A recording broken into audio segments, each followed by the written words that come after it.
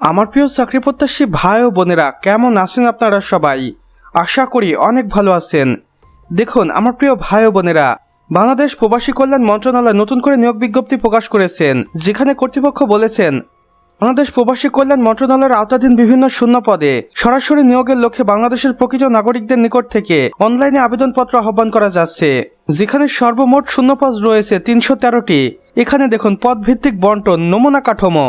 Office সহকারী cum computer মুদ্রাক্ষরিক 120 জন, 60 মুদ্রাক্ষরিক 25 জন, হিসাব সহকারী 30 জন, ডাটা এন্ট্রি অপারেটর 45 জন, স্টোর কিপার 20 জন, রিসেপশনিস্ট 15 জন, ড্রাইভার 18 জন এবং সর্বশেষে রয়েছে অফিস সহায়ক, যেখানে 40 জনকে নিয়োগ দেওয়া হবে।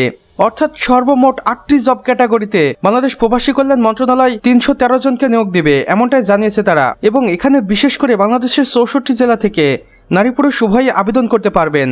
আর এর জন্য আপনাদের চলে যেতে হবে শুধুমাত্র কর্তৃপক্ষের দেওয়া অফিসিয়াল ওয়েবসাইটে, এবং সেখানে সকল নির্দেশনা রয়েছে, সেগুলো ভালোভাবে দেখে আপনি নিজেই আবেদনটি করতে পারবেন।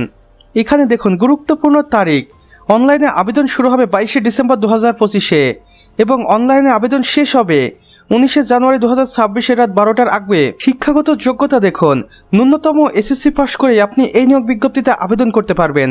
এছাড়া এইচএসসি বা স্নাতক পাস লাগবে চাকরির পদ অনুযায়ী। টাইপিং ও কম্পিউটার জ্ঞান আবশ্যক। এখানে দেখুন ড্রাইভার পদের জন্য বৈধ ড্রাইভিং লাইসেন্স থাকতে হবে। আবেদন ফি দেখুন কি কি দেওয়া রয়েছে। গ্রেড 13 থেকে 16 যাদের বেতন গ্রেড রয়েছে তাদের জন্য 223 টাকা মাত্র, এবং বেতন গ্রেড 17 থেকে 20 যাদের তাদের 120 টাকা মাত্র, যেটা আপনাকে অবশ্যই টেলিটক প্রিপেড মোবাইলের মাধ্যমে পরিশোধ করতে হবে। নির্বাচনী পদ্ধতি দেখুন, লিখিত পরীক্ষা, ব্যবহারিক পরীক্ষা এবং মৌখিক পরীক্ষার মাধ্যমে আপনাকে চাকরিতে চূড়ান্ত করা হবে। এখানে আমরা দেখতে পাচ্ছি আবেদন পদ্ধতি। আগ্রহী প্রার্থীদের নির্ধারিত সময়ের মধ্যে অনলাইনে আবেদন করতে হবে। এখানে অফিসিয়াল ওয়েবসাইটটি দেওয়া রয়েছে, আপনি চাইলে এখনই এই অফিসিয়াল ওয়েবসাইটটি ভিজিট করে আসতে পারেন। এই দুইটি অফিসিয়াল ওয়েবসাইটের মধ্যে যে কোনো একটির মাধ্যমে আপনি আবেদনটি করতে পারবেন। বিশেষ নির্দেশনা দেখুন, অসম্পূর্ণ বা ভুল তথ্য প্রদান করলে আবেদন বাতিল হবে। একাধিক পদে আবেদন করলে প্রতিটি পদের জন্য আলাদা আবেদন করতে হবে। কর্তৃপক্ষ যে কোনো সময় নিয়োগ প্রক্রিয়া বাতিল পরিবর্তন করার ক্ষমতা সংরক্ষণ করে।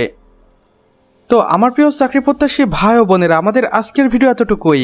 ভিডিওটি ভালো লাগলে অবশ্যই একটা লাইক করে দিবেন এবং কমেন্ট বক্সে লিখে জানাবেন আমাদের আজকের ভিডিওটি আপনাদের কেমন লেগেছে। চাইলে অন্যান্য বন্ধু বান্ধবদের সাথে শেয়ারও করতে পারেন, যেন তারাও কোনো না কোনোভাবে উপকৃত হতে পারে। আর চ্যানেলে নতুন হলে অবশ্যই সাবস্ক্রাইব করে পাশের বেল আইকনে ক্লিক করে দিন, যেন আমাদের নতুন ভিডিও নোটিফিকেশন আপনার কোনোভাবেই মিস না হয়ে যায়। আমাদের সম্পূর্ণ ভিডিওটি দেখার জন্য আপনাকে অসংখ্য ধন্যবাদ।